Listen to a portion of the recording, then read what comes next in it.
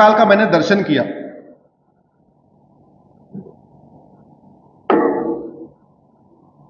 इतना दिव्य और भव्य बन गया है कि मतलब शब्दों से नहीं कहा जा सकता। हमारे देश में 4 धाम, 12 ज्योतिर्लिंग, 51 शक्तिपीठ, जिनका वर्णन हमारे वेद पुराणों में भी है और भी हमारी धार्मिक ग्रंथों में है। वास्तव में इन हमारे प्रमुख 4 धाम, 12 ज्योतिर्लिंग और 51 शक्तिपीठ का विकास करना समाज के साथ साथ सरकार की भी ड्यूटी है। क्यों? क्योंकि भारत का संविधान कहता है भारतीय संस्कृति को आगे बढ़ाओ। कौन सी संस्कृति को आगे बढ़ाओ? क्योंकि संविधान भारत का है। ये अरब का संविधान थोड़ी है, अमेरिका यूरोप का संविधान नहीं है, भारत का संविधान है। जब भारत का संविधान है तो भारत की संस्कृति को ही आगे बढ़ाएगा, विदेशी संस्कृति को बढ़ाएगा नहीं। भारत की संस्कृति को आगे बढ़ाने का सर्वोत्तम तरीका है 4 धाम, 12 ज्योतिर्लिंग, 51 शक्तिपीठ को पूरी तरीके से डेवलप किया जाए। रेल की कनेक्टिविटी हो, एयर की कनेक्टिविटी हो। जिस तरीके से महाकाल डेवलप हुए, जिस तरीके से काशी विश्वनाथ का विकास हुआ, जिस तरीके से ओंकारेश्वर का विकास हुआ, जिस तरीके से सोमनाथ का विकास हुआ, इसी तरीके से हमारे सभी ज्योतिर्लिंग, भगवान त्र्यंबकेश्वर का भी, भगवान कृष्णेश्वर का भी, भगवान भीमाशंकर का भी, भगवान मल्लिकार्जुन स्वामी का भी, जो हमारे 12 ज्योतिर्लिंग है, 51 शक्तिपीठ। और मैं आज इस पवित्र भूमि से कहता हूं, जिस दिन भारत के 12 ज्योतिर्लिंग, हालांकि 5 का विकास हो गया, उसके लिए प्रधानमंत्री जी को धन्यवाद, बहुत बहुत धन्यवाद, बहुत बहुत आभार। और माननीय प्रधानमंत्री जी से मैं उज्जैन की पवित्र भूमि से निवेदन करता हूं, आपने जैसे सोमनाथ का विकास किया, उज्जैन भगवान महाकाल के स्थान को दिव्य और भव्य बनाया, आपने जैसे काशी में विश्वेश्वर महाराज को स्थान को दिव्य और भव्य बनाया, जैसे आप ओंकारेश्वर में दिव्य और भव्य बना रहे हैं, इसी तरीके से आप भगवान त्र्यंबकेश्वर के स्थान को दिव्य और भव्य बनाइए, भगवान कृष्णेश्वर के स्थान को दिव्य और भव्य बनाइए, भगवान भीमाशंकर के स्थान को दिव्य और भव्य बनाइए, आप मल्लिकार्जुन स्वामी को दिव्य और भव्य बनाइए, आप 12 ज्योतिर्लिंग और 51 शक्तिपीठों को दिव्य और भव्य बनाइए। मैं कहता हूं कि भारत की 2% जीडीपी केवल इसी 12 ज्योतिर्लिंग और 51 शक्तिपीठ को दिव्य और भव्य बनाने से बढ़ जाएगी। मैं यह भी निवेदन करता हूं प्रधानमंत्री जी से, जहां जहां हमारे 12 ज्योतिर्लिंग हैं, वहां रेल कनेक्टिविटी, एयर कनेक्टिविटी के साथ वहां एक वर्ल्ड क्लास यूनिवर्सिटी खोलिए, विश्वविद्यालय खोलिए। जहां जहां 51 शक्तिपीठ हैं, वहां पे माता के नाम पे 51 विश्वविद्यालय और महाविद्यालय खोलिए, और इन 51 शक्तिपीठ, 12 ज्योतिर्लिंग को भारत की संस्कृति का केंद्र बनाइए। इन स्थानों को आप पूरी तरीके से एक पवित्र स्थान घोषित करिए। इन 12 ज्योतिर्लिंग और 51 शक्तिपीठ के आसपास न मांस हो, न मदिरा हो, किसी तरीके शुद्ध हो, शाकाहारी स्थान हो, सतोगुणी स्थान हो, जिससे कि भारत की संस्कृति का यह केंद्र बने। और आशा करता हूं कि जिस तरीके से प्रधानमंत्री जी ने इनिशिएटिव लिया है, इस पे आगे काम होगा। और हमें यह भी पूरा भरोसा है कि जिस दिन 51 शक्तिपीठ का विकास हो गया, 12 ज्योतिर्लिंग का विकास हो गया, उस दिन भारत की जीडीपी 2% अपने आप आगे बढ़ जाएगी। जहां तक बात सनातन धर्म की है, कुछ लोग कहते हैं सनातन को मिटाएंगे, आजकल ऐसे कुछ नारा वारा भी चल रहा है, सनातन को मिटाएंगे, सनातन को मिटाएंगे। सनातन को मिटाने का मतलब जानते हैं आप? सनातन को मिटाने का मतलब संविधान को मिटाना। सनातन को मिटाने का मतलब इस संविधान को वो खत्म करने की धमकी दे रहे हैं। जो कहते हैं हम सनातन को खत्म करेंगे, वो इनफैक्ट ये कह रहे हैं हम भारत के संविधान को खत्म कर देंगे। क्यों? सनातन मतलब इक्वेलिटी, सनातन मतलब जस्टिस, सनातन मतलब लिबर्टी, सनातन मतलब फ्रेटर्निटी, सनातन मतलब यूनिटी, सनातन मतलब नेशनल इंटीग्रेशन। सनातन एकता अखंडता सिखाता है। सनातन समता समरसता सिखाता है, सनातन महिलाओं का सम्मान सिखाता है। दुनिया में 1100 रिलीजन है महाराज जी, हमारी बहुत बड़ी संख्या में माताएं बैठी हैं। पूरी दुनिया में 1100 रिलीजन है, 1100।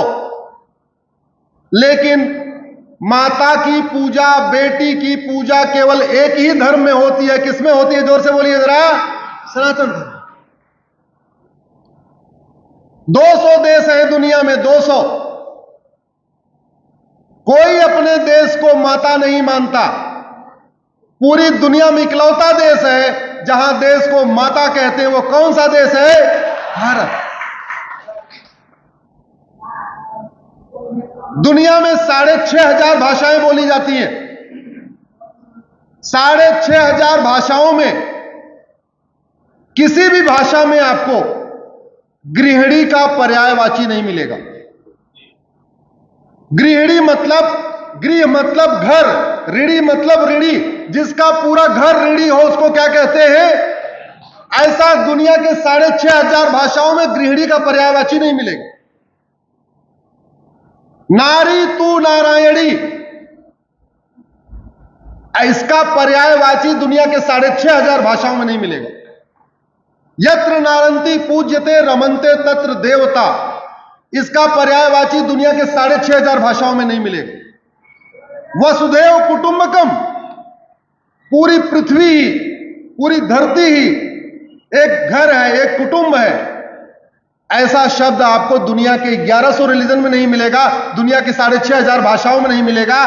तो जो लोग कह रहे हैं सनातन खत्म करना, इसका मतलब वो नारी तू नारायणी की भावना को खत्म करना चाहते हैं, वो वसुधैव कुटुंबकम की भावना को खत्म करना चाहते हैं, वो सर्वधर्म संभाव को खत्म करना चाहते हैं, वो यत्र नारंती पूज्यते रमन्ते तत्र देवता को खत्म करना चाहते हैं, वो महिलाओं के सम्मान को खत्म करना चाहते हैं, वो संविधान में जो लिखा है इक्वलिटी, जस्टिस, लिबर्टी, फ्रेटर्निटी, उसको खत्म करना चाहते हैं। इसलिए जिस दिन सनातन खत्म हो जाएगा उस दिन ये संविधान भी खत्म हो जाएगा। पाकिस्तान में सनातन नहीं है, वहां कोई संविधान नहीं है, वहां सबको एक समान व्यवहार नहीं होता। अफगानिस्तान में सनातन नहीं है, महिलाओं की दुर्दशा आप देख लीजिए। पाकिस्तान में सनातन नहीं है, महिलाओं की दुर्दशा देख लीजिए।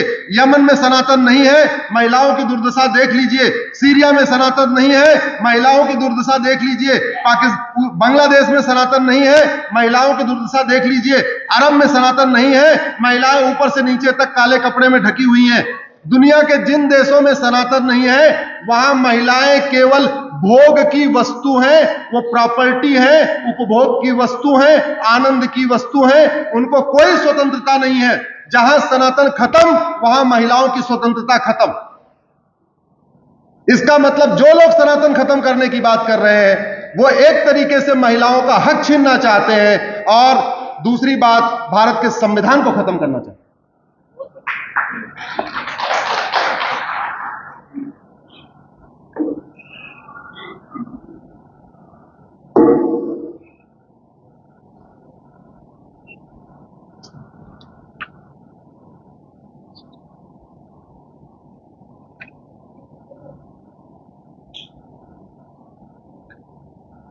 मैंने एक पीआईएल फाइल किया सुप्रीम कोर्ट में, आदरणीय चिंतामणि जी भी उसमें हमारे साथ में है।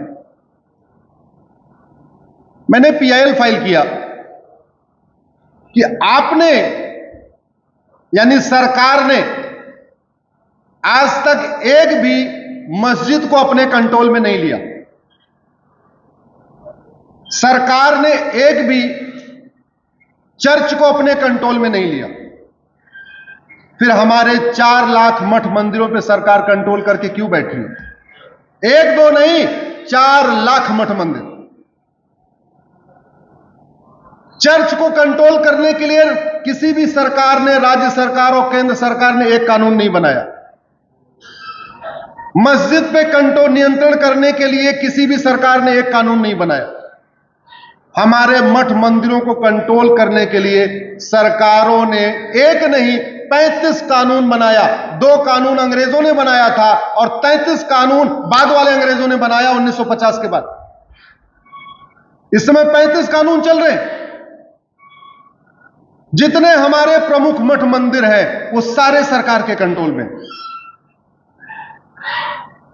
मुंबई में सिद्धि विनायक मंदिर सरकार के कंट्रोल में है, बगल में हाजी अली की दरगाह सरकार कंट्रोल में नहीं है। अरे भैया, जितना चढ़ावा सिद्धि विनायक में आता उतना हाजी अली में भी तो आता है, वहां का क्यों नहीं चाहिए?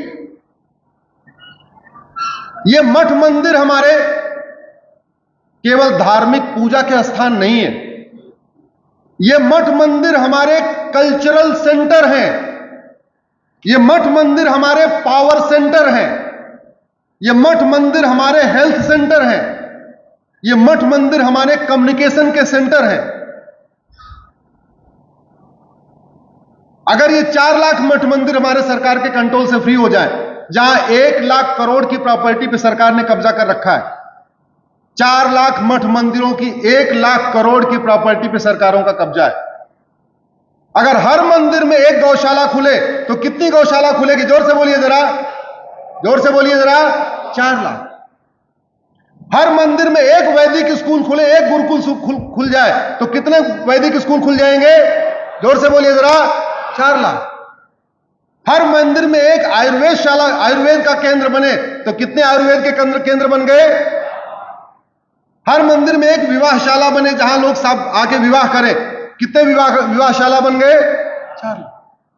अगर ये 4 लाख मठ मंदिर सरकार के कंट्रोल से फ्री हो जाए तो 4 लाख नई गौशाला बन सकती है, 4 लाख नई यज्ञशाला बन सकती है, 4 लाख नए विवाहशाला बन सकती है, 4 लाख नए गुरुकुल बन सकते हैं, 4 लाख नई योगशाला बन सकती है, 4 लाख नई व्यायामशाला बन सकती है, 4 लाख, एक तरीके से हमारे जो धार्मिक केंद्र है वो 4 लाख नए धार्मिक केंद्र बन जाएंगे।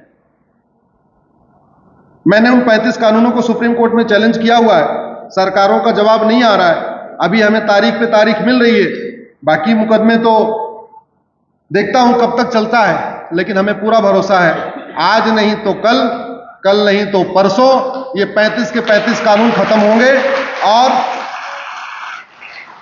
सरकारी कंट्रोल से हमारे मंदिर फ्री होंगे और ये 4 लाख नए हमारे कल्चरल सेंटर बनेंगे, 4 लाख नए हमारे आध्यात्मिक केंद्र बनेंगे, 4 लाख हमारी नई गौशाला बनाएंगी, 4 लाख नए हमारे विवाहशालाएं बनेंगी और ये 4 लाख नए हमारे सनातन संस्कृति के प्रचार प्रसार के 4 लाख नए केंद्र बन जाएंगे।